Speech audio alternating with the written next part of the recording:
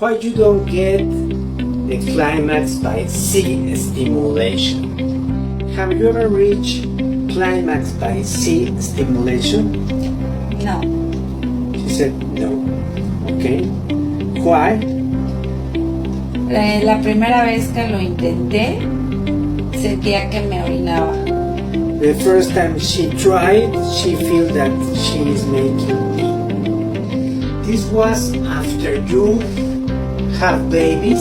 ¿Esto fue después de tener bebés? Sí, How many? ¿Cuántos? 2. 2 babies. What is happening? What do you think is happening? Que mi zona C es muy sensible. That the C area and hair is very sensitive. There are 2 factors here. Maybe she feels that she's going to make pee because she has weakness in the pelvic area.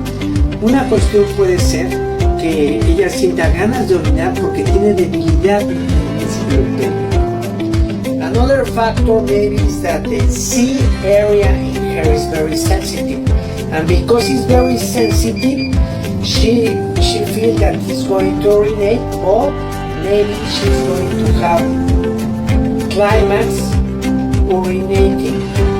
So she has to identify how of these factors, how of these 2 factors is happening, or maybe the 2.